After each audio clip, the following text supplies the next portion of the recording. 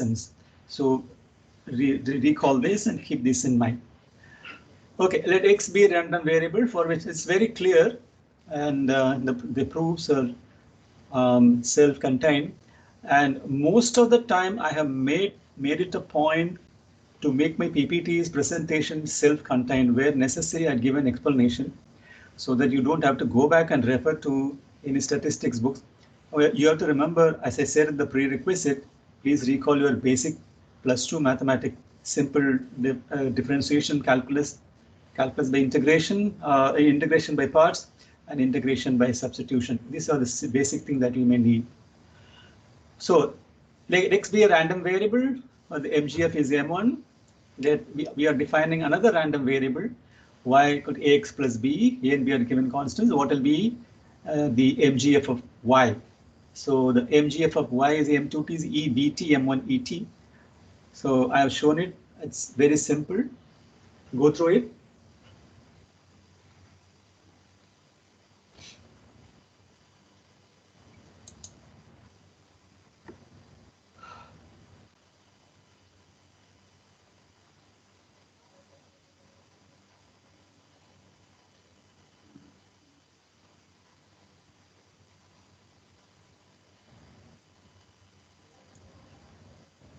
So this is it. Okay.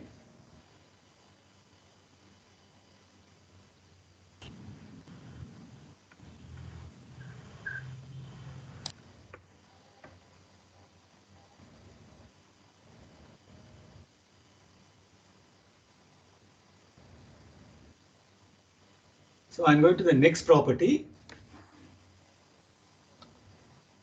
Next property is this. Suppose x1, x2, and xn are n independent random variables. And for I equal to 1 to n, let mi be the MGF of each x. Now we are defining, this is where very important, because now we'll see now what is chi-square and how the, remember standard normal random variables, and the chi-square needs standard normal random variables. Let y equal to, this should be capital Y, I think. This should be capital Y, I think. So let y equal to x1 plus x2 plus xn. So linear combination of n independent random variables. What will be the MGF of y? So the MGF of y defined as myt is nothing but the product. This is because of the independence. The product of the individual MGF. How do we show? We show it the following way. Typical algebraic manipulation, nothing else. By definition, this is it. Since the random variables are independent, the expectation of the product is nothing but product of the expectation. We will see it now. It's not generally true unless it is independent. So expectation of a function is not the function of expectations. So we'll see that later. But this, since they are independent, we can write it this way: expectation of the product is the product of the expectation, so that you'll get the following results. Okay. So this is very simple, but you have to remember this result: independence. Random variables, linear combination of independent random variables. This will be the product of the independent, the individual MGFs, generating function. Okay, these are the properties that I wanted to tell you.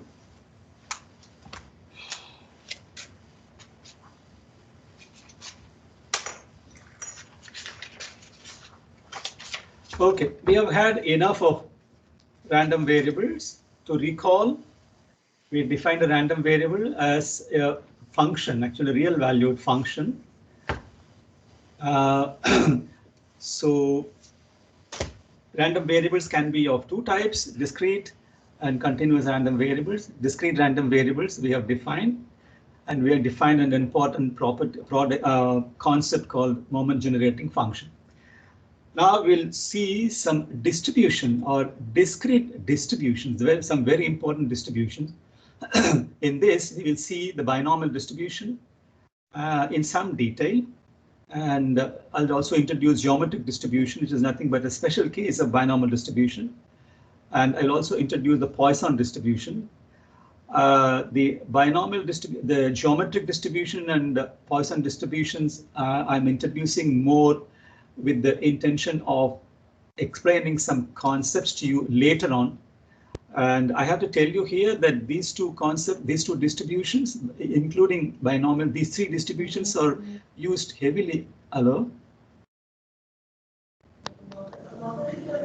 Yes. Yes. Did somebody say something? Hello?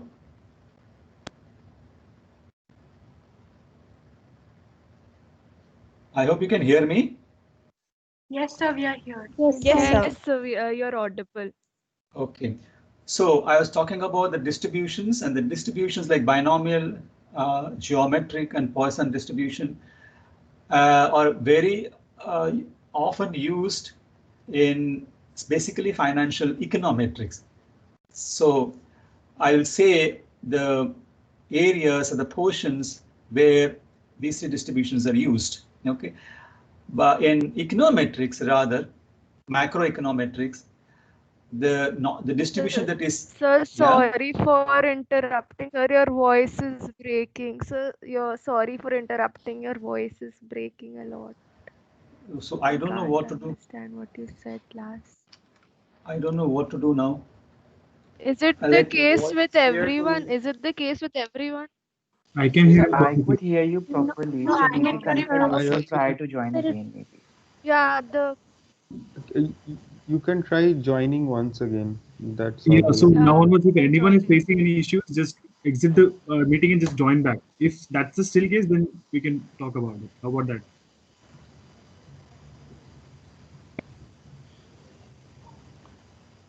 Shall I continue?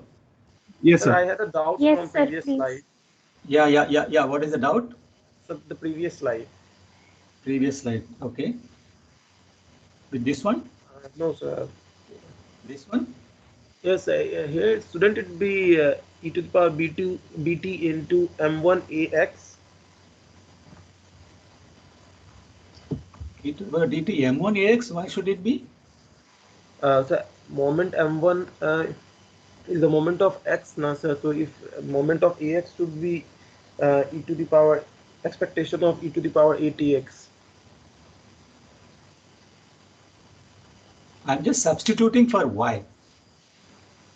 Yes, at the final result, sir, we are getting e to the power bt into m1 of at. No. M1 at is now what will be expectation value of et power etax. Now the random variable is at. Oh, it should be. ax, No, no, it is sir. at only, isn't it? How is it, sir? Is for x, it is expectation of e to the power tx. ATX. M1 is MX. Yeah. See, that is MT is always The new t ETX has is been changed to 80. ETX, a moment generating function of x is always ETX, isn't it? So now x is equal to AT. Oh, yes, sir. Okay. There's Yes, sir. always ETX and ETY. Now it is M1 AT. Okay, sir. Look at this. Now, what I was saying about the distributions are, okay, these two distributions, binomial, geometric, and the Poisson are heavily used in financial econometrics. I'm going to tell you where these distributions are used, okay? Now we'll start with first discrete distribution, the binomial distribution. Before the binomial distribution, we shall start what is a Bernoulli random variable. Bernoulli random variable, rather the Bernoulli experiment. It's a random experiment, the outcome of which can be classified in one of two mutually exclusive and exhaustive ways, such as successes or failures. For example, male or female, life or death, non-defective or defective, etc. A sequence of Bernoulli trials occurs when a Bernoulli experiment is performed several independent times. Remember, several independent times. For example, a tossing of a coin, one toss is completely independent from the other toss. And the probability of success, say P, remains the same from trial to trial. Every toss, the probability remains the same. So in such a sequence, we let P denote the probability of success on each trial, and we shall frequently denote either Q or 1 minus P as a probability of failure. Okay, interchangeably I'll use Q and 1 minus P. Okay, so this is the Bernoulli experiment.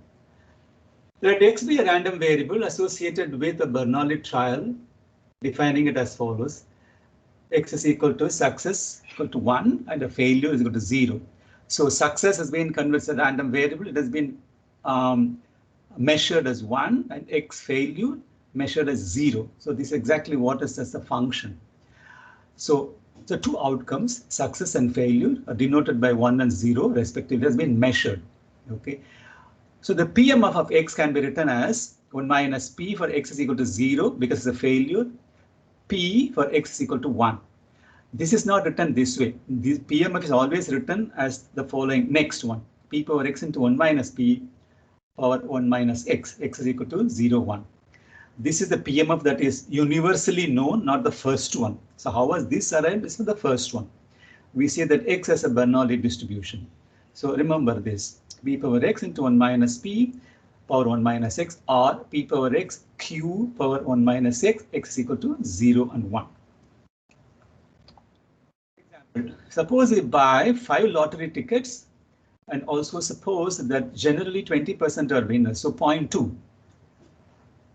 Let 0, 0, 0, 1, 0 be a possible observed sequence in which the 4th ticket is a winner and other 4 are losers. This is only a possible observed sequence.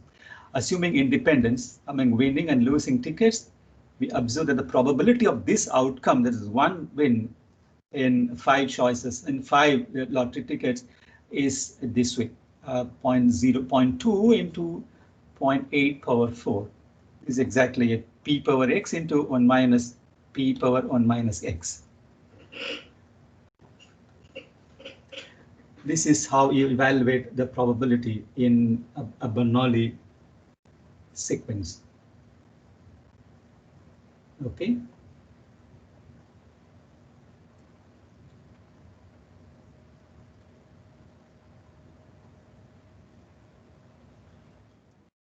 Another example. Find the probability of this outcome, assuming independence.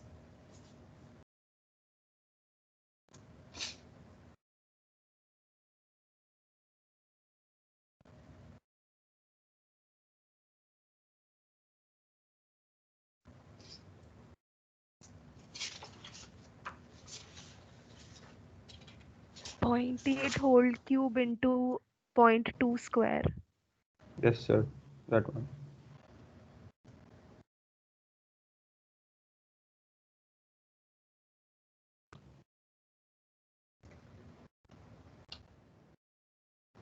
Is it okay? 0.8 cubed into 0.2 square. Yes, sir.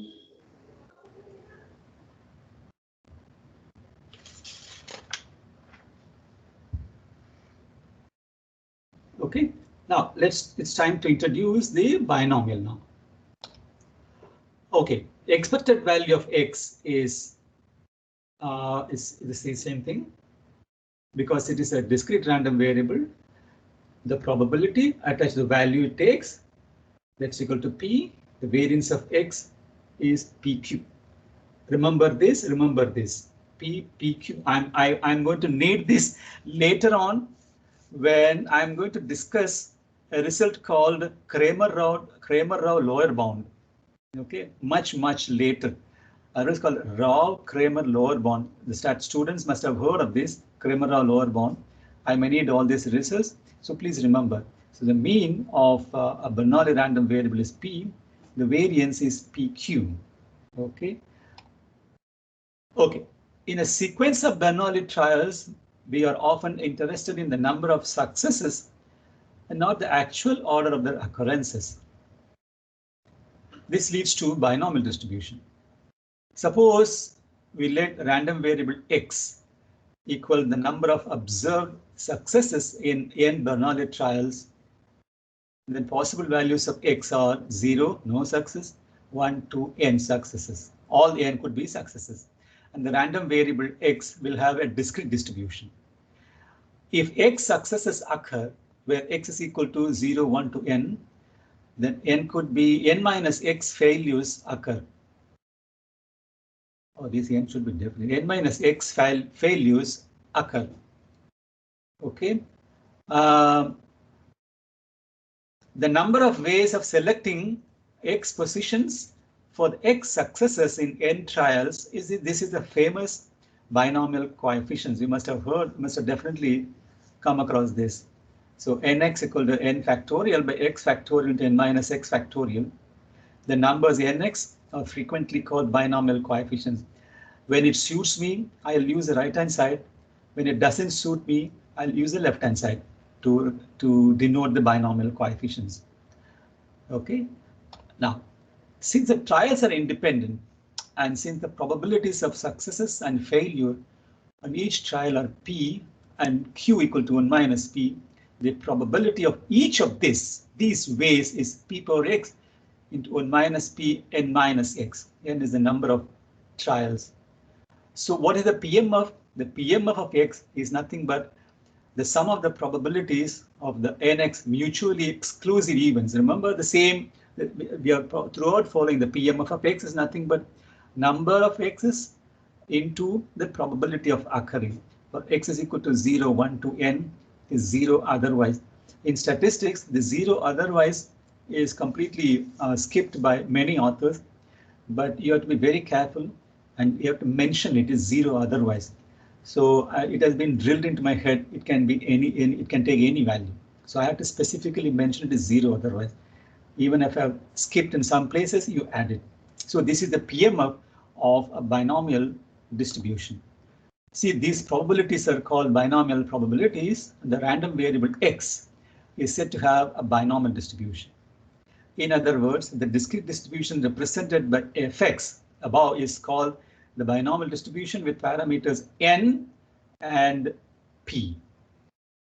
Random variable with this distribution is said to be a binomial random variable with parameters n and p. This is a repetition. Okay. Summarizing, a binomial experiment satisfies the following properties. A Bernoulli success or failure experiment is performed n times where n is a non-random constant. The trials are independent. The probability of success in each trial is a constant p and the probability of failure is 1 minus p.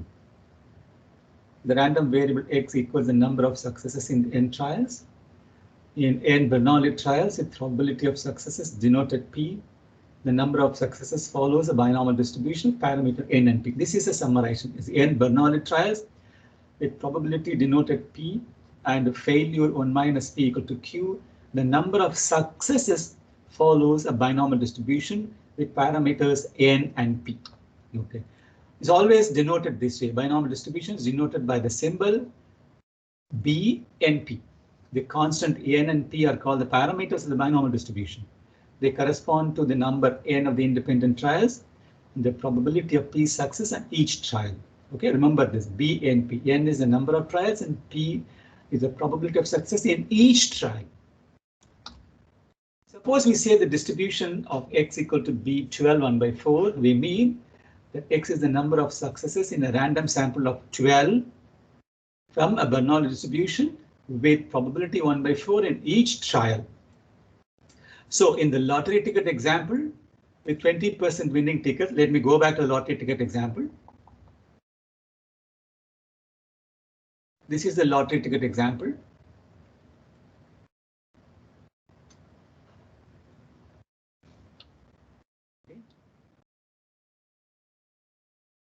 The lottery ticket example with 20% winning tickets. If x is the number of winning tickets among n equal to 8 that are purchased, then the probability of purchasing 2 winning tickets equal to f2, px is equal to 8 by 282, 0.2 square, 0.846. Okay, now can you take the binomial coefficients, the table of binomial coefficients, and see what the value for A2 is? And can you see whether you can get this?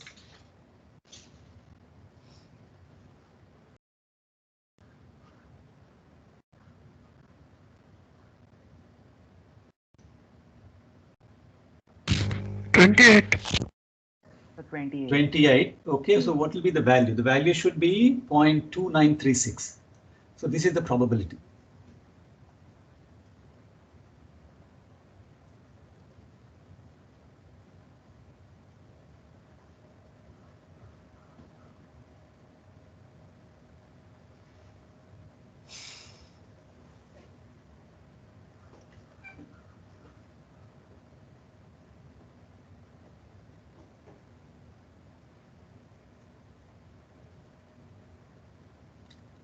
Okay.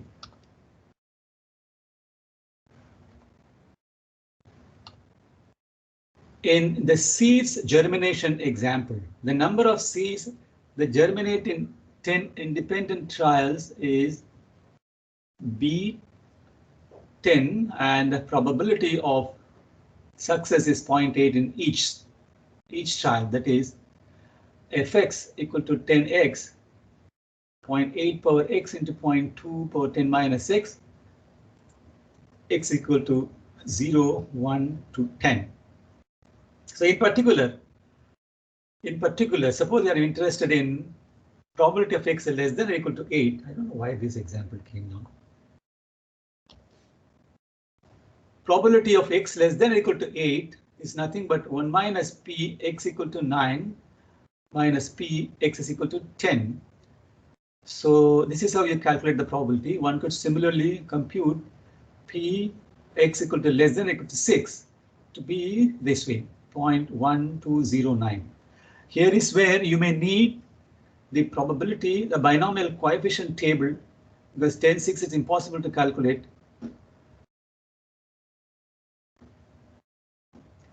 So you have to calculate using the binomial coefficient table, sum it up, and this is what you're going to get. Actually, this should have been taken after the CDF example. I don't know why it came here. Okay. Okay, now we'll come back to this now. Consider this now. Most of the time, we prefer to use the CDF rather than the PMF to obtain probabilities of events involving a binomial random variable. What is a CDF? I hope you remember the CDF. CDF is nothing but a random variable is less than or equal to x. The probability of a random variable less than or equal to x. And recall what I said. This is the same. This formula is the same for discrete as well as continuous random variable. So sometimes we prefer to use the CDF rather than the PMF to obtain probabilities of events involving a binomial random variable. Okay, but the binomial distribution B in the seeds germination example, the CDF is defined by this, where x is the greatest integer in x.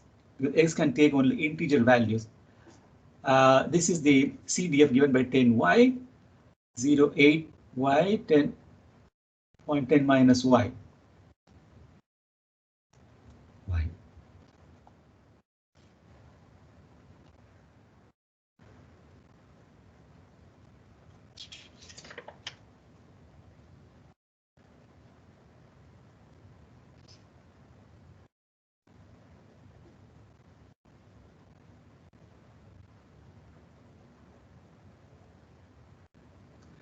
Sorry, it should be y equal to 0. It should be y equal to 0. Summation y is equal to 0 up to some integer x. Okay, so 10y, 0.8y, 0.2 into 10 power, 0.2 power 10 minus y. Okay, now let p equal to 0.5, the probability that a newborn is a female. This is another example. Okay. Assuming independence, let x be the number of females out of 10 newborns selected at random. The distribution of x equal to b 10.5. This is it now. You take it down because so it's a small question that you might have to answer later.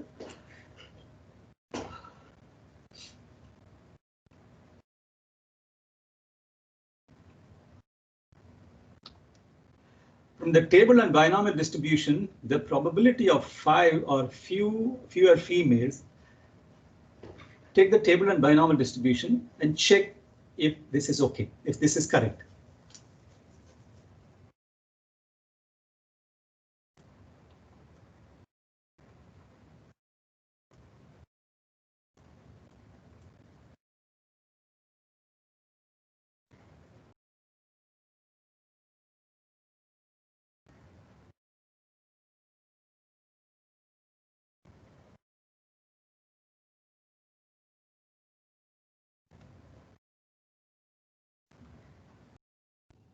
Correct, sir. Could you see that? 0.6230? Yes, sir. Okay, now check the next one. The probability of exactly 6 females equal to P 10, 6, 1 by 2, 6, 1 by 2, 4. This can be calculated in two ways. You can calculate it using the CDF, binomial distribution. You can calculate it using the binomial coefficients also.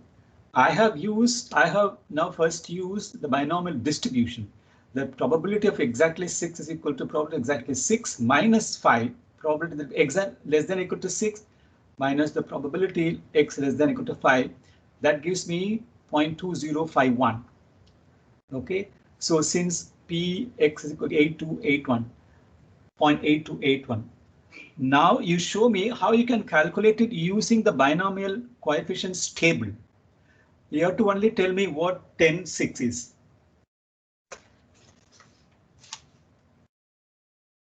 So 10 is n and 6 is x. 10, 6 must perform the binomial coefficients table. Is it 210? Yes, sir, it's 210. Yes. Okay, now 210 and do rest of the calculation. You will get the same number, 0.2051. So this only tells you that you can use both the CDF. It's sometimes many people use a CDF, but you can use both the CDF as well as the binomial coefficients table to calculate the probabilities. Okay, if something is x less than or equal to 6, you have to necessarily use a CDF, the distribution table. If it is equal to 6, you can use both. So this example tells you how you can do that. So keep that handy. You may need it. Okay, anytime later on also. Okay. Now we'll go ahead, and what is the next thing? Remember, discrete random variable, Bernoulli random variable. From there, sequence of Bernoulli we see what the Bernoulli distribution is, and from there, sequence of Bernoulli trials leads to binomial distribution, binomial random variables, and binomial distribution. We have seen the PMF of Bernoulli distribution, PMF of Bernoulli random variable, PMF of a binomial random variable. And we have seen some examples also. So what is the next thing that we saw in discrete random variables discussion? The mean and the variance of these two random variables and the moment generating function of these two random variables. That is where we are going to see next. Okay. Okay, the probability of at least 6 female newborn is 1 minus 0.623. This is another result that from the same problem. Okay. Now, I'm going to use this fact to derive the moment generating function, and from the moment generating function, we will derive the mean and the variance of a binomial random variable. Okay. Now look at this expansion. This is a binomial expansion. All of you must be aware of this. A plus b power n equal to this. Now, if you use this expansion with b replaced by p, and a equal to 1 minus p, then the sum of the binomial probabilities is, now since this is an identity, I'm equating the right side to the left hand side, and you see is equal to 1, a result that has to follow from the fact that fx is a PMF, and that should sum up to 1. So fx is indeed a PMF because the sum of the probabilities is equal to 1.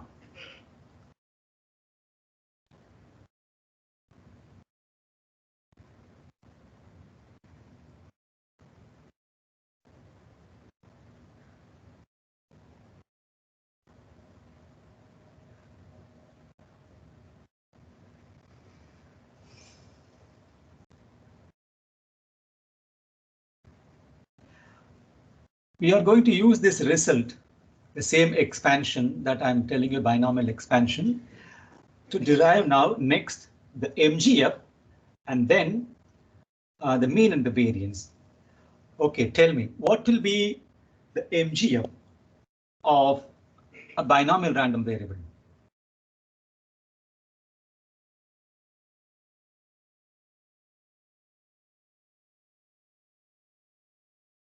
P e to the power t plus q whole to the power n. No. What is a moment Oh, generating sorry, function? PM. Yes, sir. Expected value of e power tx. Okay, that's equal to summation x equal to 0 to n e power tx and the probability, the PMF. Am I right? Yes, sir. sir. Now I have rewritten it this way. See how I have used the binomial expansion. This binomial expansion from the right-hand side to the left-hand side. If the right-hand side of this expansion, is this, what will be my left-hand side?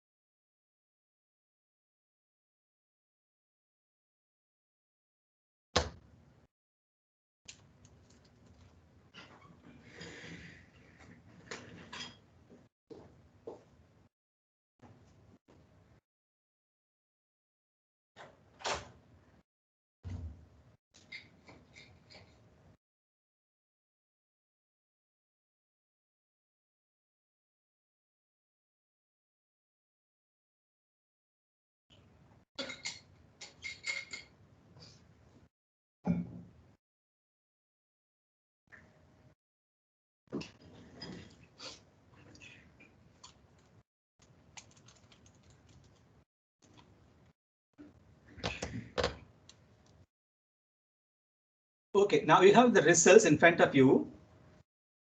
What will be the mean and the variance of a binomial distribution?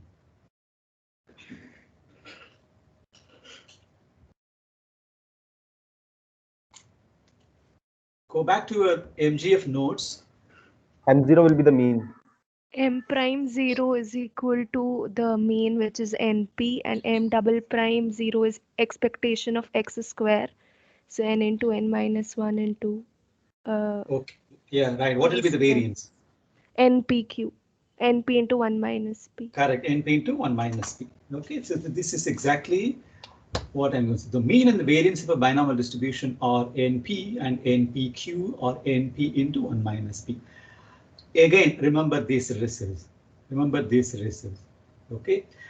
Now, this is the binomial distribution. In the special case of n equal to 1, the random variable x is a Bernoulli distribution, where NT equal to 1 minus P plus P into e power t for all values of t, so that the mean of a Bernoulli random variable equal to P and variance equal to P into 1 minus P.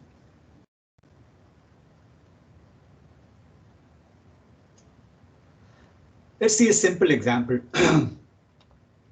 Suppose that observation over a long period of time reveals to us that on an average, 1 out of 10 items produced by process is defective. Select 5 items independently from the production line and test them. Let X denote the number of defective items among n equal to 5. So the binomial distribution is 5.1 because 1 out of 10. Furthermore, what will be the mean of it? Mean will be 0.5 and variance will be 0.9. Straightforward calculation. Okay, what is the probability of observing at most one defective item? Can someone answer this?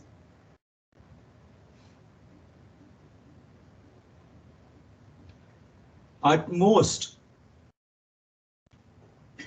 There need not be any defective item.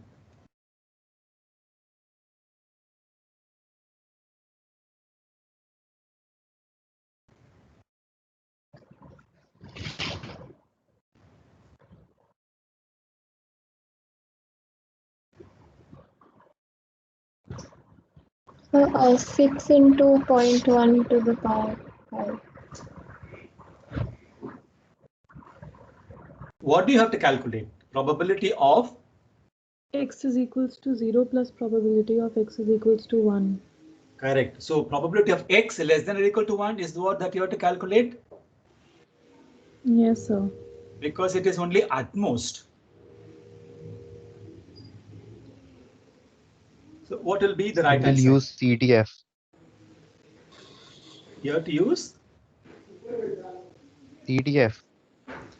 Yes, tell me the answer. 6 So it's into 0 10 to the power 0.9 to the power 5 plus 5 into 0 0.9 to the power 4 into 0 0.1. This is the answer. Probability of observing at most one defective item Yes. is, okay, this is the number binomial coefficients into the probability. The binomial coefficients into the probability is equal to 0.9185. You can use the, again, coefficients, binomial coefficients table and calculate it, be 0.9185.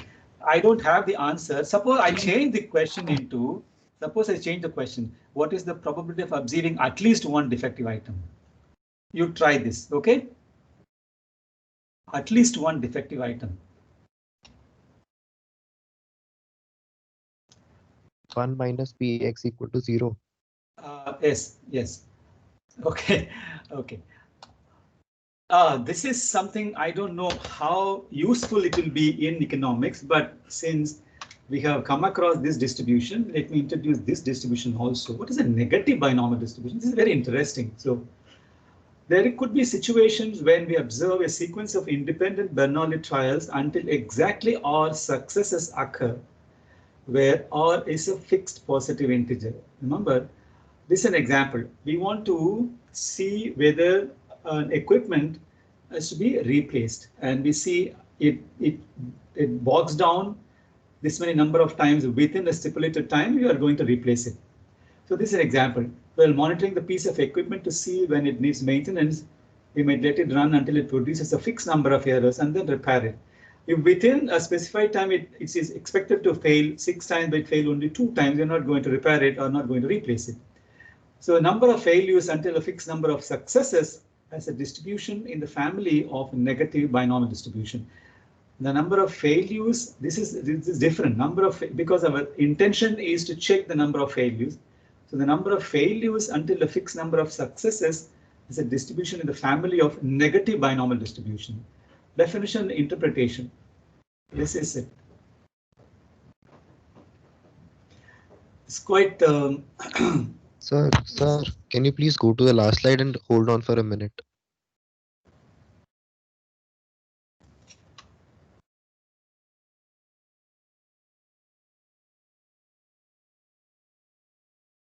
Thank you, sir. Yeah. This is the definition and interpretation.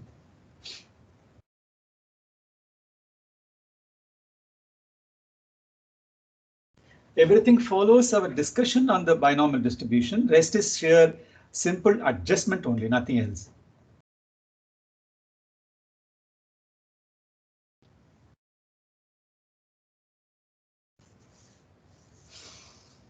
So in the PMF, why do we have p to the power r minus 1? Shouldn't it be p to the power r because we have r successes? No.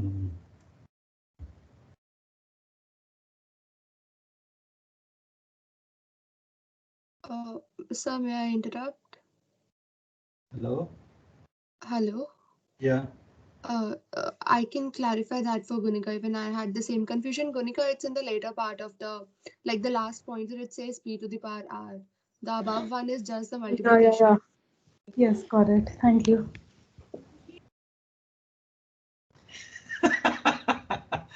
Okay.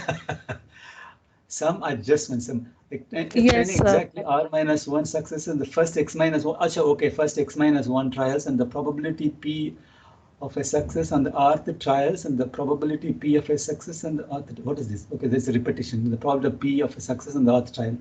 The PMF of x is equal to, okay, it's, I think your the answer is as somebody pointed on the slide itself, isn't it? P power or q power x minus. Okay, yes, or equal to r plus 1. We say that x has a negative binomial distribution. Okay. Can we go to the next slide? Is it okay?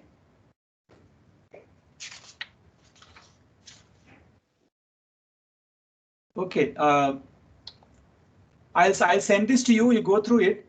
For I won't ask any questions on negative binomial distribution, so forget it. Okay, this is only for completion of knowledge. Since you've done binomial distribution, somebody asks you what is negative binomial distribution, you never know who will come and sit beside you while you're going by the train or something. So at least you know that.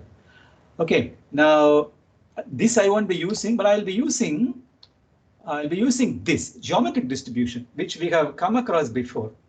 The most common special case of a negative binomial random variable is one for which r equal to 1. this results in a geometric distribution. We have seen this before without mentioning it, at least on two occasions. A random variable has a geometric distribution with parameter p between 0 and 1, and if x is a discrete distribution for which Pm of fx conditional on 1 and p is as follows: p into 1 minus p power x for x equals 0, 1, 2, 0 otherwise. I'm consistent. Okay, this must always be followed. Even if I don't, I again repeat it, please add it for your sake. So this is a geometric distribution with the Pm of p into 1 minus p power x or pq power x, 0 otherwise. Another way of expressing the geometric distribution is to note that if r equal to 1, the PMF of x as terms of a geometric series, namely gx equal to p into 1 minus p power x minus 1, x equal to 1, 2. Recall that for a geometric series, the sum is given by this, and mod r less than equal to 1 or minus 1 less than or less than 1. So for the geometric distribution, just use the geometric series explanation on gx, summing up from 1 to x. This is what you would get, confirming that gx satisfies the properties of a PMF. Okay. So practice these questions. I'll try to send some review questions also for you. So suppose I give a PMF, suppose I give a mass function. So does this satisfy the conditions of a PMF or doesn't? Later on also we'll see when we come to the continuous random variables, there will be PDF. The PDF also should integrate to 1. So there will be a lot of questions like that, whether is this a genuine PDF or not. So lot of questions we have to practice. Simple questions only. So this again gx satisfies the properties of a PMF.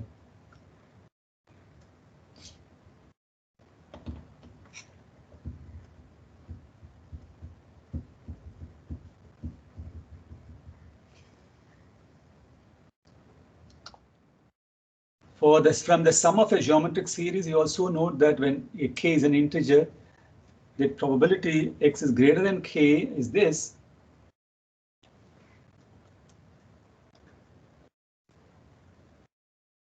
Minus px minus 1 p, that's equal to q power k. The value of CDF at a positive integer k is, oh, there is something missing here. There's something missing here. I'll correct it and send it to you, but the answer is 1 minus q power k.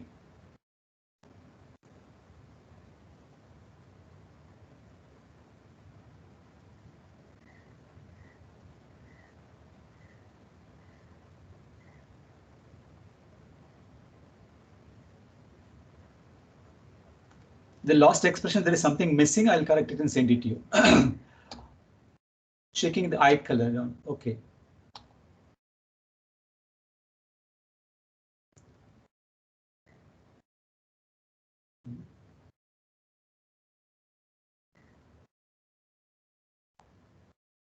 Haven't we shown this negative binomial random variable, which is r by p, to find these moments?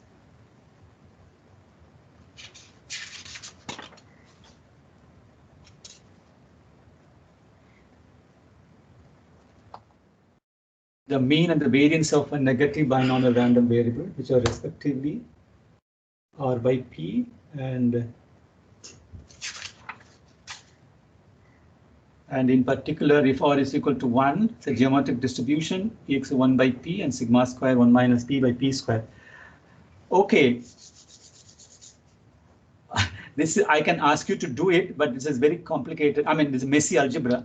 Let's see. To find these moments, we determine the MGF. From the MGF, you are going to get the mean and the variance. The MGF of the negative binomial distribution, the same formula, e power tx into the PMF.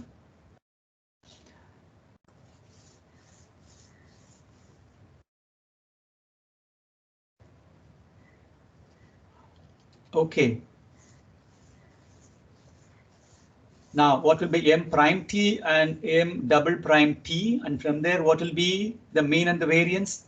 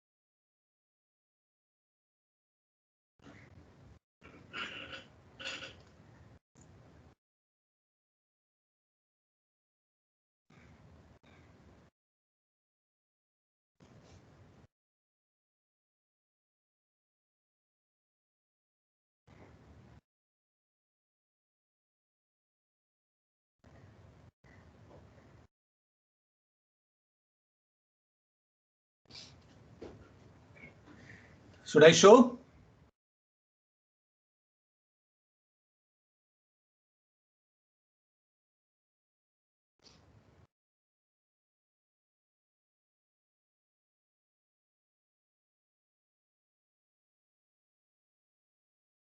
So is it R by P? You found out the main. Yes, sir. Who is this?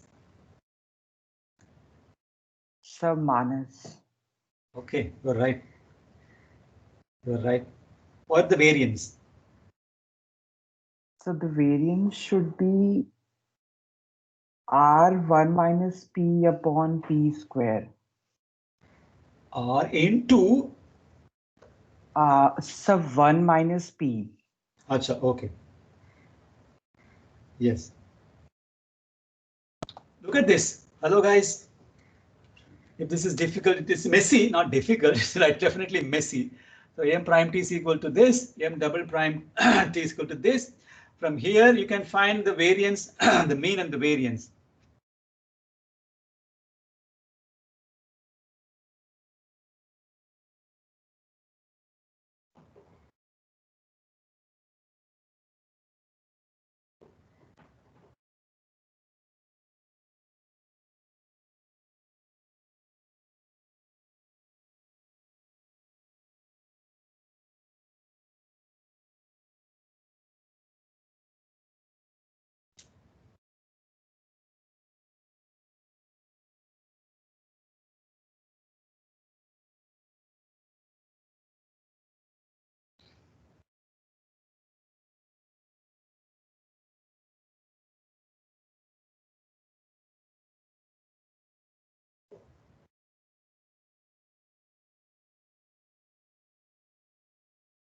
Hello?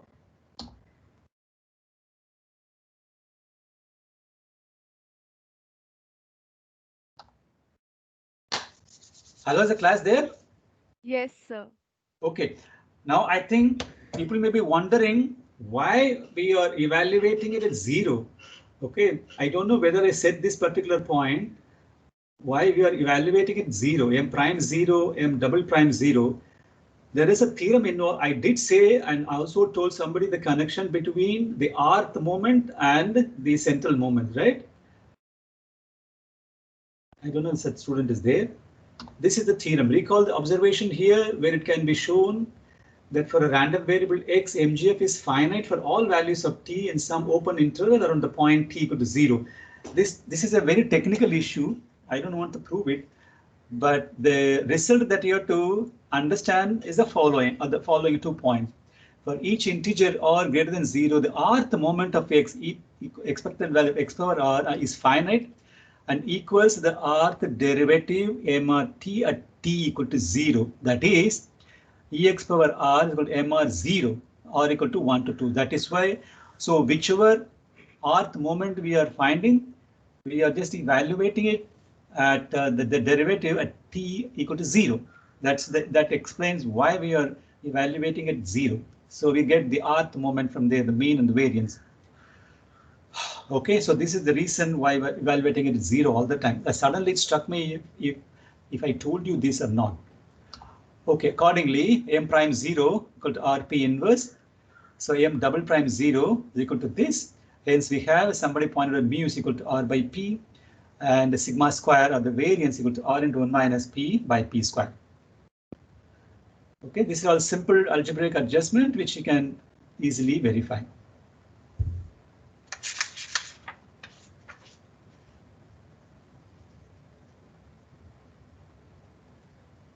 So how can we say that the MGF is finite around t equal to 0 around the open interval t equal to? Yeah, that is who is this, Kanika? Yes, sir. There's a theorem. This theorem is very technical.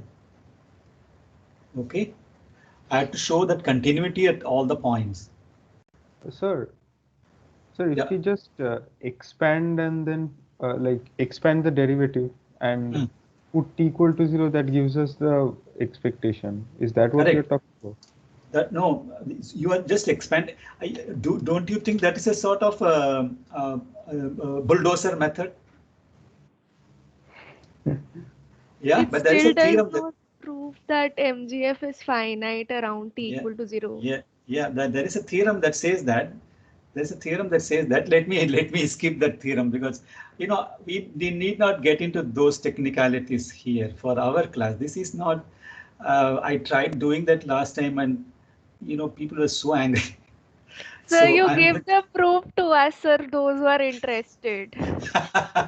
I told you at least on 2 occasions I have skipped the proof because I earned the wrath of the class. ये क्या कर रहा है? What are you doing? This is a stat major class or something like that. Okay, don't worry. I'm going to prove, not in this class. Next class we'll prove that the PDF integrates to 1. That is easy. The central limit theorem will prove. Before that, we'll need to So prove you a lot. send this proof to me or Drishan like on email, sir. We want to see how it came, sir, out of curiosity. Who is this? Sir Karnika. Okay, let's see now. Okay, you are giving me more work because I have to type it. I've written it down, but I have to type it to see if it's possible. I'll take a photocopy. I'll just take a Yes, so snap you of it just and send. send the Oh no, picture and send. that is in pencil. Sorry. Okay, I'll do it. Okay. Yes. Now, shall we proceed for the time being? So this is the reason why because suddenly it struck me. If I told you why we are evaluating it all the time at 0. So this is the reason. Okay. Now let's go there. Accordingly, this and using MGF show that this is a small exercise for you. Using MGF show that when x follows a geometric distribution, mu will be 1 by p and sigma square will be 1 minus p by p square. Okay, can you take it as a homework? So can't we just write r equals 1 because MGF is yeah. That's yes. That r is equal to 1. It becomes yes. It comes this way only. Yes, but I want you to go through this process of differentiating it. Okay. Okay. Just as an exercise only. Using MGF show that x follows a geometric distribution, then same. So now next we are going to another important distribution. It's called the Poisson distribution. Okay, now to show about where binomial distribution will be helpful in economics is very funny. In economics or econometrics per se, classical econometrics or the econometrics that we do, rather macroeconometrics, the occurrence of binomial distribution is far and few between. I don't think we have ever used. Analyzing macro aggregates like GDP, CPI, consumption, M1, M2, all we assume normal distribution, but that is quite fine. But all these distribution, like binomial, geometric, the Poisson distribution they are going to see next, are heavily used in finance. Okay, you won't be. I'm going to give you at least 3 instances where we'll be using the Poisson distribution in finance. Repeat it if you are contemplating a career in finance. Improve your math stat tremendously. Okay, the use of statistics there is tremendous. You must be top notch there, math stat. So the starting book, if you are contemplating a career in finance, A is Hogg and Craig. I repeatedly say it's a tough book. Please go through it if you want to improve that. Okay, so binomial distribution, among other instances, 1 or 2 other instances, you'll be very surprised to know that binomial distribution, treating it as a binomial random variable, comes in the derivation or deciding the option prices. Okay, the prices of option or prices of derivatives. There is a discussion called the binomial tree. Okay, so at the particular point, we say the probability that the stock price will go up is P. The probability it will come down is 1 minus P. We don't discuss the probability that it may stay the same. Okay, then becomes a trinomial. Can you give me one reason why we need not consider the price will be the same, assuming that the price is a random variable?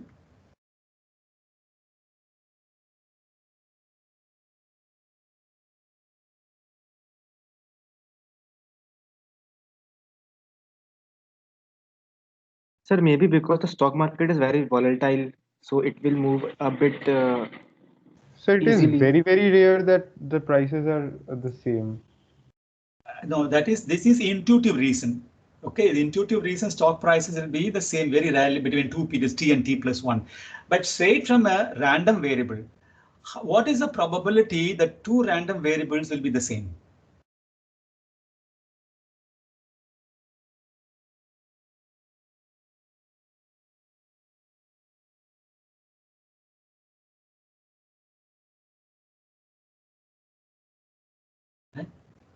Hello? Sir, because there can be many random variables, the probability that it will be same will be very less, so that we can ignore it. Can we say probability? I can venture out and say probability 0. Yes. Sir, close to 0, very close to 0. Okay, close to 0. Ignore it. Okay, so we don't simply consider the possibility that stock prices to different time points will be identical. Okay, this time point also is important. What is this time point? Could be 5 minutes or 1 day. If you are considering 0.001 second, sorry, it is possible. Okay, so let's go with this particular person very close to 0. But anyway, we ignore it and we consider only binomial trees. This results in binomial trees. The probability that it will go is equal to P. The probability it will go down is 1 minus P or Q. And you'll see the binomial trees. And the steps that leads to that discussion leads to the discrete discussion leads to the famous theorem to decide on the price of an option. You must have definitely heard this theorem, Black-Scholes theorem. Have you? Black-Scholes-Merton theorem? Yes, sir. Finance. Yes, financial econometrics, Black-Scholes-Merton theorem. The basis of Black-Scholes-Merton's theorem is Ito's lemma. The basis of the necessity of Ito's lemma is stochastic calculus, stochastic differential equations, not the ordinary Newtonian calculus. You need to know what is stochastic calculus, leading to Ito's lemma. And the basis of Ito's lemma is very, very important to understand Black-Scholes-Merton theorem on pricing of derivatives. This, where you see binomial trees, binomial distribution, and log normal distribution. Stock prices follow log normal distribution. You have to be very clear about this. Okay, all these things I do in financial econometrics. Okay, so if you want to know all these things, I can tell you the book that you need to know later. So bottom line is, if you are contemplating a course in finance or quant finance or math finance, be very thorough with mathematical statistics. Okay, Poisson distribution. Some experiments result in counting the number of times the particular events occur at given times or with given physical objects. What are the examples? Suppose you want to count the number of cell phone calls passing through a relay tower between 9 and 10, 9 a.m. and 10 a.m. The number of flaws in 100 feet of wire. I don't understand that. The number of customers that arrive at a ticket window between 12 noon and 2 p.m. Counting such events can be looked upon as observations of a random variable associated with an approximate Poisson distribution. Why this word approximate? Because it will be a Poisson distribution only the following conditions are satisfied. I don't know whether these conditions can be relaxed, but these conditions are normally assumed. That is why it's called approximate. Later on, we'll drop this approximate and simply call this Poisson distribution. What are the conditions? Poisson distribution is the law of rare events when used in finance. Okay, now law of rare events. Okay, what can you consider as a rare event in finance?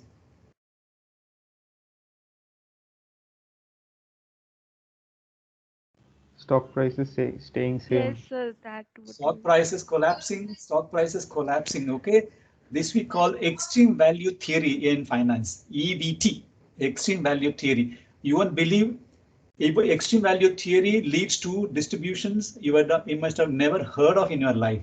Okay, so this is extreme value theory. Stock prices suddenly bottoms out for some reason. So those who in the morning, those who were princes, but evening they'll be paupers. So those who slept as princes will wake up as paupers. So complete bottom out, heavy liquidity risk. Okay, and what is the next one? This is very important. Jumps. It serves to model the behavior of prices for assigning a probability to jumps, a large price deviation during a given time interval. We just want to know the probability the price will jump up or go down, a large price deviations rather, during a given time interval. So that should be ideally modeled as a Poisson distribution. And also Poisson distribution is used to model the number of claims in insurance. So it is not that these distributions are not used in econometrics, financial, so is even so. Okay, now these are three examples, because now we'll say always stock prices with jumps or derivatives with jumps, and I always teach them without jumps. We have to treat with jumps also. Okay, now the number of occurrences of some event in a given continuous time interval be counted.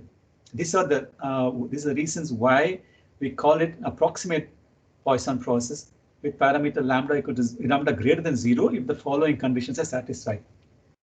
What are they?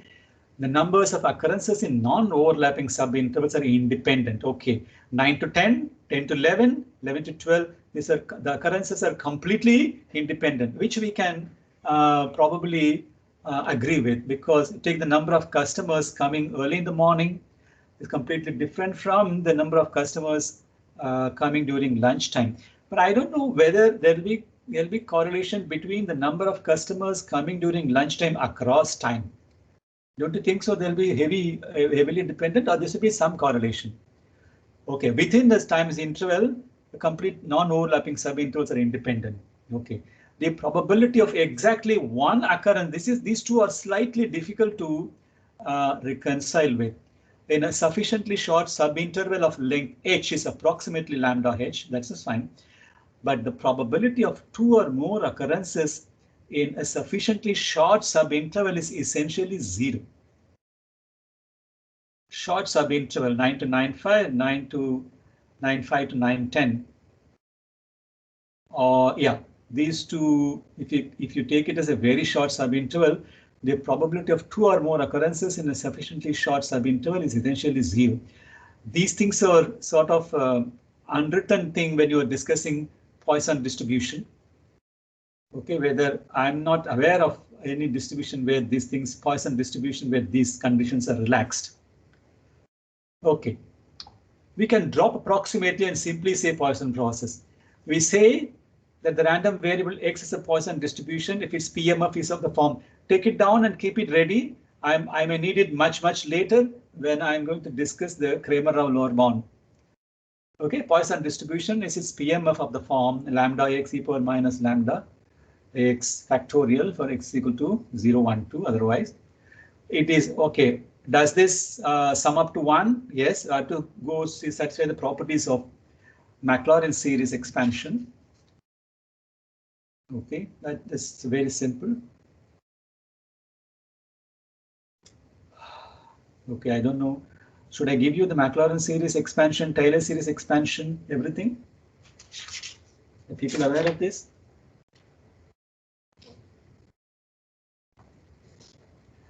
Taylor series and Not about Maclaurin. the Taylor series, but not about the Maclaurin series. No, this is nothing but a special form of Taylor series only, Maclaurin series.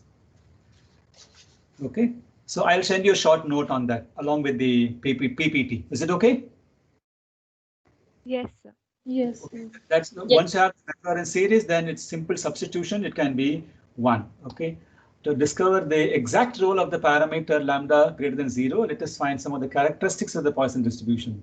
MGF, our old friend, e power tx into the PMF. This is it. Again, from the series representation of the exponential function we have using again. So for all real values of t.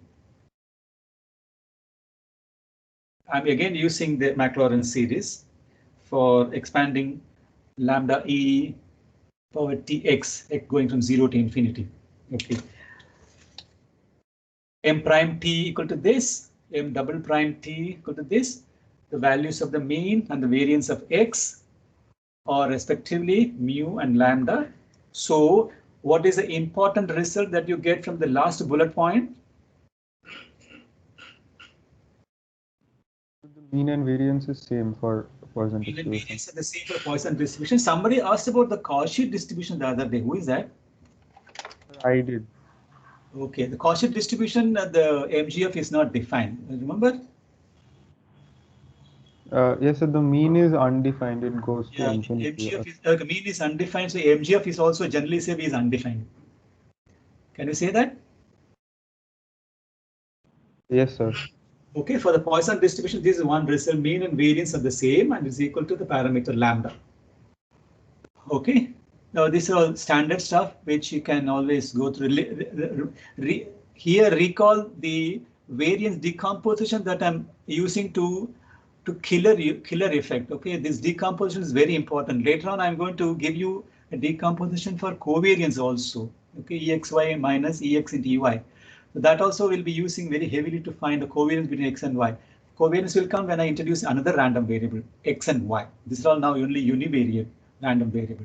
Okay, there we'll talk about covariance and correlation also. There you'll see another decomposition. Okay, this you can go through very simple also. Now I'm going to, from Poisson distribution, enough of discrete distribution, discrete random variable. From there, it is the PMF, the properties of discrete random variable. And we saw the distributions attached discrete random variable, the Bernoulli distribution leading to binomial. From binomial, we went to negative binomial, geometric, and Poisson distribution. Okay, these are the 5 distributions that are generally used, not necessarily in econometrics or classical econometrics, elsewhere also. But if you go to financial econometrics, sometimes you are interested also in what is called durations model. What is the durations model? The probability of a trade occurring between 2 intervals, say 9:05 and 9:10, morning 9:05, 9:35 and 9:40, conditional on the fact no trade occurred before 9:35. Okay, how do you model this kind of durations model? This will lead to many other distributions. Okay. So this is that there also Poisson distribution plays a very important role. This is called durations model. The durations, time duration cannot be negative because time cannot be negative. So the first implication is I cannot use a normal distribution even as an approximation, because normal distribution X, the random variable, can range from -infinity to +infinity. So these are all the many things that you have to keep in mind.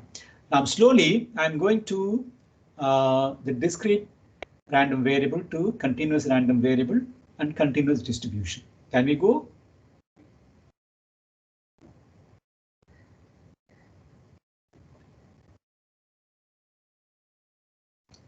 I don't know how many are there.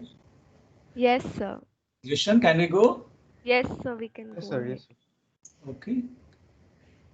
Okay.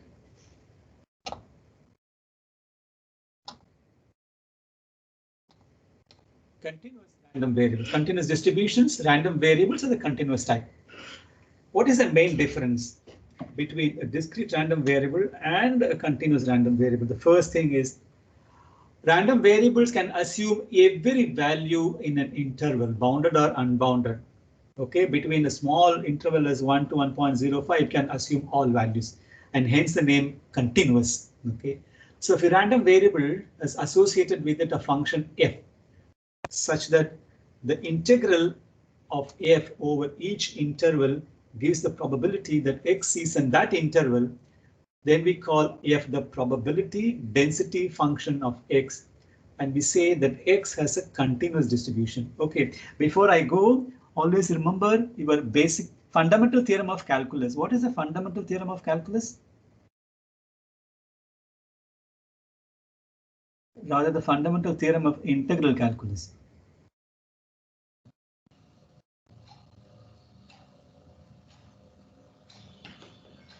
The value of the definite integral is equal to the difference in the values of the integrals at the 2 points. Okay, can you share? Can you relate it to the idea of area under a curve? Yes, sir. Suppose you draw a curve, something like normal, just a bell curve, and I say 2 points A and B. I'm interested in the area under the curve between the interval A and B. How do you find it? Integral of FB minus FA. Correct. Okay. Okay. Now retain that. I'm going to use that later on when I'm going to discuss cumulative distribution function. Okay. I'll come to that now. We'll see that is the whole idea. This simple point is to be remembered. We say that x has a continuous function. More formally, let the random variable x denote the outcome when a point is selected from an interval. 8b, where this is between the closed interval a b, defined this way, minus infinity to plus infinity. Okay. If the experiment is performed in a fair manner, it is reasonable to assume that the probability the point will be selected from the interval ax, where x is between a and b, is x minus a by b minus a. We saw an example somewhat similar to that. Can someone tell me that?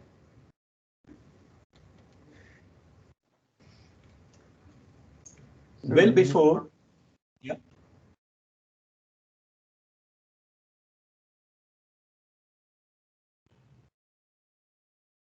We saw an example somewhat similar to that. Can someone tell that? In Poisson distribution set, Uniform probability is distribution. equal to lambda at y. One at a time, one at a time. Uniform distribution. No. Uniform distribution is different. So that electricity and water demand. Exactly, the utilities. Remember the water, the electricity, and the water thing, the space. Remember, somewhat Yes, similar sir. to that. What is the probability that an event will be there? What the probability associated with the event? How will it be spread? One possibility is that to find the area it is going to occupy given the total area. Okay, so somewhat relate to that. Probability the point will be selected from the interval ax is x minus a by b minus a. That is the length of the entire interval, and the probability that will be in the interval. One possible way is can be written as x minus a by b minus a. Note very importantly, the probability is not about the point; it is about the interval. Why? Let's see later. Point cannot be defined. Okay, we'll see third bullet point. That is, the probability is proportional to the length of the interval, that is b minus a. So the CDF, cumulative distribution function of x, the CDF for the cumulative distribution function of x is written as this way: f(x) is equal to 0, x less than a. It will be x minus a by b minus a. It will be 1 when b is less than or x is greater than b. Why is it 0? Okay, now imagine, why is it 0? So because x is defined on a and b. So okay, defined on a b only. Okay, less than j. Okay, now between a and b, x minus a by b minus a. Why is it 1 when b is less than or equal to x, or x is greater than or equal to b? Then because why is it 1? It covers all the sample space. Yes, all probabilities have been accumulated when it comes to reach the point of B, and after that it will be a flat curve, isn't it? Can someone imagine, can someone draw this curve? It will be a rectangle. Can someone draw this curve and tell me it may look like an elongated S?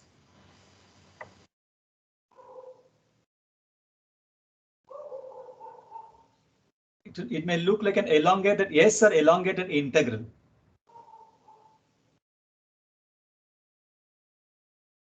I should have drawn the figure, I forgot. Right, so are you talking about the graph of CDF? Graph of fx, capital Fx. Yes, so that should be a straight line. Between? A straight line. Between A to B, and then a parallel line to the x-axis. Yes, and before that it will be all along the x-axis. Can you write? Yes, sir. Yes, sir. So it may look like sort of an S written this way, S with the middle one being a straight line. Can we say that? Yes, sir.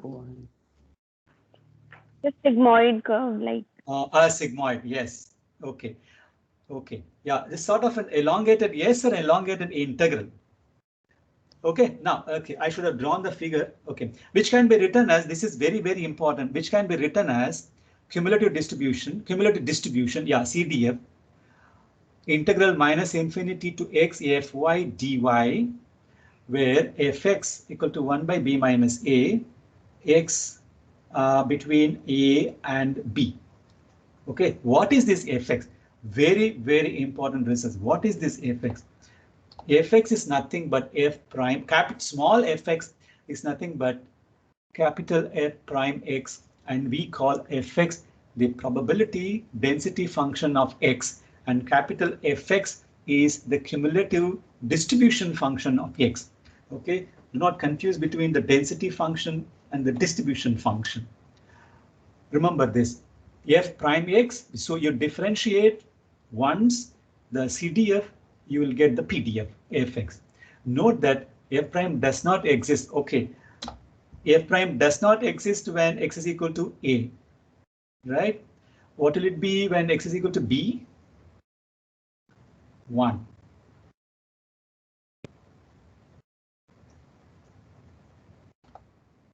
F prime does not exist at x is equal to a and x is equal to b. However, since fx is continuous, we cannot assign probability to individual points. We can only talk about probabilities in an interval. So we can define fx at x equal to a and x equal to b with any value. Some authors say that both will be 0 and some authors say both will be 1. Both could be 1. I don't understand how x can be equal to 1. At b it could be 1. Okay, so we always talk about probability existing. Let's see, remember the probability is always about the interval, not the point. When the underlying random variable is continuous. Why we cannot talk about a point? This simple example will tell you. This simple example tells you. So fx is continuous and cannot assign probability to individual points. We can define fx at x equal to a and x equal to b with any value. Because x is a continuous random variable, f prime x is equal to the PDF of x whenever f prime exists. So that's when a equal to between a and b, we have fx equal to f prime x equal to 1 by b minus a. Okay, so that's why I've removed the equality sign. So between the interval a and b, so fx is nothing but 1 by b minus a. So I have a doubt here. Yeah.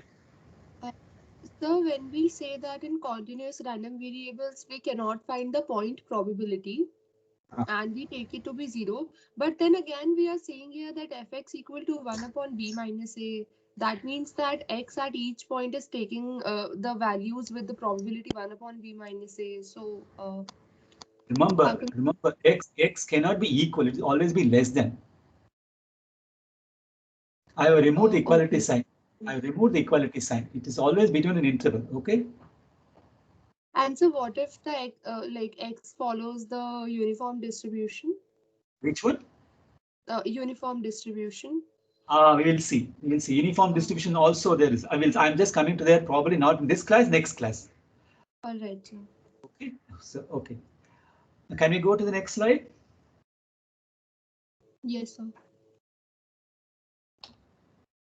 The random variable x has a uniform distribution if its PDF is equal to a constant on its support. Have you seen this?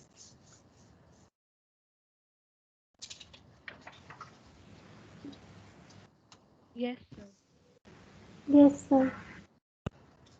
Okay, now in particular, the support is the interval AB, then we shall say that x is equal to UAB. This distribution is also referred as rectangular because the graph of fx suggests that name. Okay, let's see. I'll come back to this in the next class because I need to show some picture. I'll come back to this next class. Come to this now. Very, very, very, very important. You can take it down, mug it up, do whatever you want. The probability or the PDF of a random variable x of the continuous type with space yes, that is an interval or a union of intervals is an integrable function. God, don't ask me this integrable function. Okay, fx satisfying the following conditions. What is that? Fx is always positive. Can take the value of 0. What is the next point? The famous proof. What is that? PDF must always integrate to 1. Okay. If AB is a subset, then the probability of the event x between A and B I'm going to differentiate between subset equal and proper subset. Okay, this I'm going to call it a subset only. So if A and B is subset of what? Then the probability of the event A, of the event X between A and B is given by this. Okay, integral A by B fx dx. Okay, how can you evaluate this integral?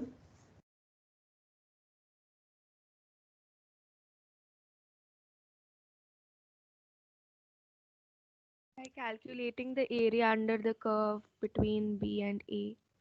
Okay. Calculate the area from, can you calculate it from minus infinity to B, minus infinity to A, and that will be the area under the curve B, AB? Can you do that way also? Yes, so then we'll have to subtract them. Yeah, you have to subtract it. That's what I'm saying, minus, okay? Up to B minus an integral minus infinity to A. So that will give you the area under the curve A to B in the interval AB. The function f described above is called the PDF of x, and the corresponding distribution of probability is said to be the continuous type. Okay, these results I need, like especially this CDF. Okay, the probability that it is between two interval A and B, and later on we will see also cases where probability x will be less than or equal to some value, and all these things will use using the CDF. Okay, the cumulative distribution function CDF, or simply the distribution function of a random variable x of the continuous type defined in terms of the PDF of x, is given by this. What is this? Probability that x equal to x is nothing but infinity to x ft dt. There is some problem here. X is less than equal to x, right? Yeah, there is a problem here. There is a problem with them. X less than or equal to x, there should be minus infinity to plus infinity, minus infinity to x, isn't it? There is. Yes. Yes, so there is a typo about this. There is a typo with this. I'll correct it. Okay, fx is always cumulative distribution is always fx. The probability x is less than or equal to x equal to integral minus infinity to x ft dt, isn't it? X between minus infinity to x. Okay, there is a typo in this. I'll correct it and send it. Okay, sorry. So here again, if fx accumulates all of the probability less than or equal to fx, f prime x equal to fx. Okay, so this is okay. Now, what are the results you have to remember? These are the results you have to remember. Fx is also positive. The PDF always integrates to 1, and we are interested in the probability of event between two intervals. This is how you calculate it, and the CDF is fx. When you differentiate the CDF fx, that is f prime x, it will give you the density function. These are the 4 results that you have to remember. Sorry about this. I'll correct it and send it. There's a typo here. Let's take this example. Let y be a continuous random variable with PDF gy equal to 2y, y is between 0 and 1, 0 less than y less than 1 is not equal. What is the CDF? CDF is defined by 0, the same thing that I said. Integral of 0 to y, 2 t dt y square t, the so-called dummy of the integral, equal to y square if you evaluate it. So it will be 0 for less than y less than 0. It will be 1 if 1 less than or equal to y. Okay, now as examples, consider p. Y is between the interval half and 3/4. What is the probability? It's equal to 5/6. And what is the probability that it will be between 2 and 1/4, 1/4 and 2, or 2 and 1/4? The g2 minus g1/4 equal to 1 minus 1/4 square. Why have I subtracted 1 minus 1/4? So because y is defined over 0 and 1, and at Okay, so 1. That is a full. Can I say that is a full area? At 1, between 0 to 1, you will get the full area. Full area. Okay. Then 0 to 1, we'll get the full area. So at 1, we'll get the full area, because at 2, it will be equal to 1, isn't it? Rather, y is equal to 1, it will be so that is equal to 1 minus 1/4 whole square, 15/16. So this is simple example. Don't worry. We'll see a lot of such examples. Some of them could be very tricky and very complicated. As we go, Sir, I please. have a question, sir, a stupid question. Sir, you said that in the interval A and B, the the differentiation of the cumulative difference, the cumulative CDF does not exist. But in this case, at y equal to 0, the G prime y is existing. So, Y equal to 0. sir, Yeah. the G prime Yeah. y is existing here. So, sir, in that case, doesn't it violate, sir? You said earlier that. No. No. What I also said that some people allot some value. Okay. Some do not consider the density at a particular point if the variable is a random variable, a continuous random variable. Okay. Yes. Some ignore it. Some do give the value.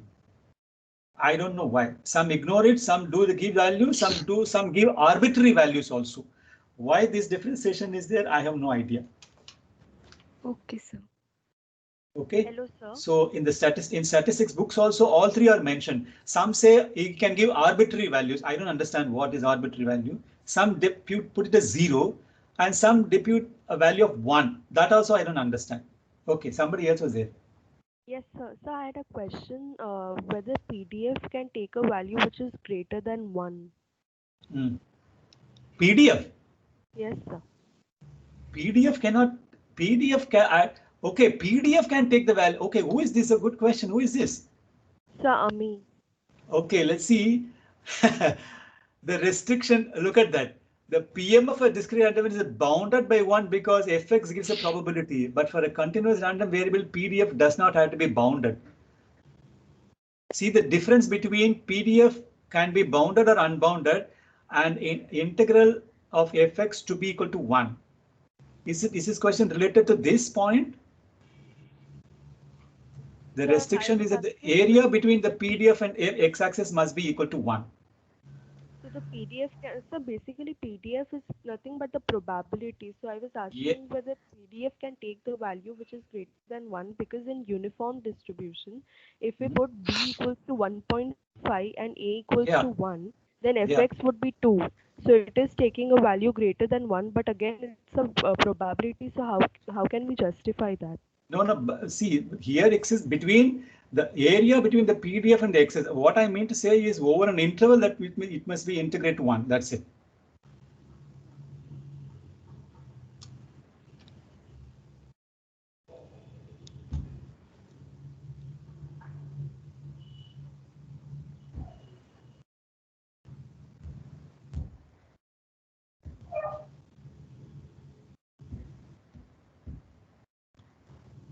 Hello?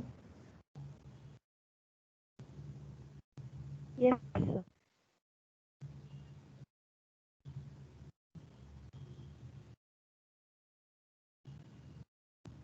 Sir? Yeah? So I wanted to add that PDF can't take value 1. PDF is basically the probability density function. That is the probability being distributed over values of x. So the summation can be the total. She also put the density function, not the distribution function. So density function can take a value greater than 1. For example, Yes, sir, if we take fx is equal to 2 for x lying between 0 and half, if the yes sir, so it can take, because it is not probability, so it can take greater than 1 in my opinion, sir. Yeah, it's possible. Yes, sir, it will take more than 1, greater than 1 value, as long as the area is 1. Yes, no, that's exactly the point. The area is the one that it should integrate to 1. That's what I'm trying to tell you. I'm not talking about the value of PDF or something like that. It should integrate to 1. Is there any doubt about that? No, sir. Area under any curve, that's what I'm saying, over an interval, that should be equal to 1. I'm not talking about the value of the PDF. Hello? Yes, sir. Value of the PDF, no. I'm only saying that it should integrate between over the interval. It should integrate over the interval. It should integrate to 1. Nobody can question that. Okay, so that's why I said Pm of a discrete variable is bounded by 1 because fx gives a probability, namely x is equal to 1. And over that interval, all these probabilities must sum up to 1. That's it. Do you disagree with that? No, sir, that is fine. Yes. That is the only thing. When I say integrate 1, the sum of the probabilities should be equal to 1. Okay, I'm not talking about the value that the integral is going to give you. Okay, for a continuous random variable, the PDF does not have to be bounded. Given that, okay, the restriction that the area between the PDF and the x-axis must equal to 1. The restriction is that the area between the PDF and the x-axis must be equal to 1. The PDF of a continuous random variable does not need to be a continuous function. This also, oh my goodness, okay. The PDF of a continuous random variable does not need to be a continuous function. Okay, what will be then, quickly, what will be the distribution of y is equal to mod x? Where x is equal to a continuous random variable? How will it be?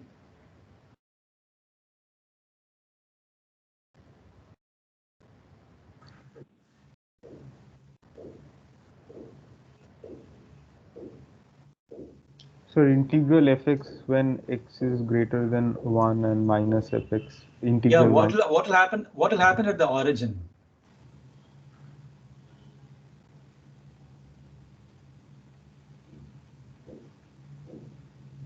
Y is equal to mod x will look like when you graph it? A v. V. Okay, what will happen at that vertex, at the origin? There will be a kink. Yeah, this is continuous there? It is No, continuous, it is continuous but not differentiable.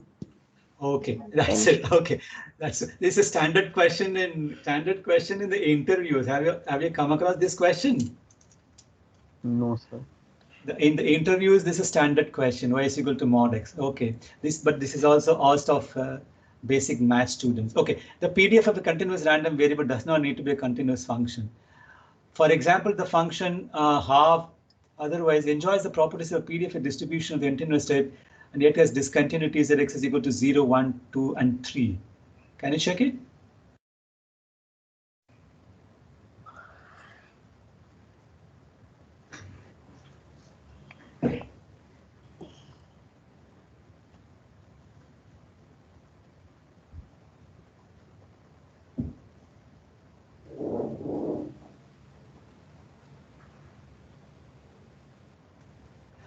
Okay, the CDF associated with the continuous random variable is always a continuous function.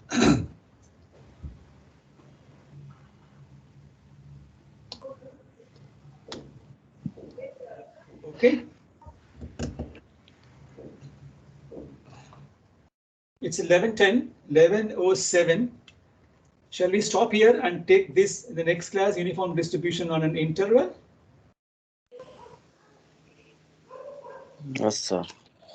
They asked me some question. Somebody, I don't know whether it is Kanika or somebody. Uniform distribution on interval. More about the uniform distribution. Can we take it later on in the next class? Yes, sir. Yes, sir. Okay, So now most of us, sir, have this question from my batch that, so what will you ask in the midterm? questions. Sir, what questions, sir? Which topic? The topic that I've covered, mostly it will be statistics only. I have not touched econometrics. Okay, sir. I'll send you some review questions later on. Sir, like, will there be like proofs as in derive the MGF or? Definitely. Okay. Okay, sir. I'll send you some review questions also, and we'll if possible, some review. My entire problem is I have to type it here. Do you know how much effort has gone behind typing this? It's in tech, LaTeX. Has somebody tried LaTeX ever? Yes, sir. Yes, sir. You know how Yes, difficult sir. it is. I have to type it in. Yes, sir. I had the entire notes in tech, and I had to make a beamer representation. One hell of a job. Every day I'm sleeping at 1 o'clock, all because of you guys. Thank Sorry. you. I'm just joking. Because I had to send you the notes. No, sorry, I was joking. Don't take me seriously. Okay. In-person classes will not be so boring like this. I'll catch hold of someone, but here I cannot catch hold of anyone. कोई तो बकरा मिलता है हमेशा. So here, this is all so virtual. I cannot even see any one of you. I don't even know how many of you are attending. Sir, for sending the questions, the review questions, you can just take a picture and send them. That will be fine for us. My handwriting is worse than Brahma Lipi. You understand that? Sir, you can still manage it. You can manage it. Sir, I mean, it will Sir, be you legible can send us for an us. example, and then if you have any problems. Definitely. Drishan. Is it Drishan? Yes. I have to type it, boss. Even an example, I know, that's what I'm saying. My handwriting is worse than Brahma's handwriting. Medical prescription. You can't make head or tail out of it. Okay. People have tried and given it up. So the last class is it's a perpetual problem is my handwriting is bad. I can't help it. So that's why I typed the whole thing now.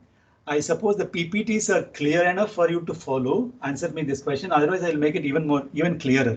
Are the PPTs clear?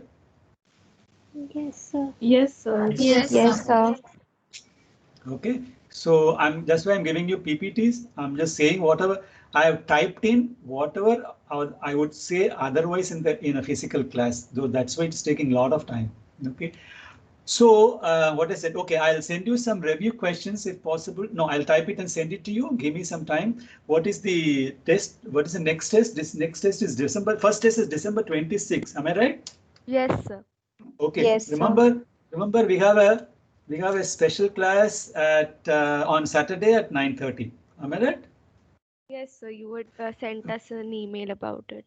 Yeah, I make up lecture also. Okay. Now, okay. Goodbye for now. We will leave. Okay, sir. Thank you, sir. Okay. Thank Bye. you, sir. Bye. Bye. Bye. Yep.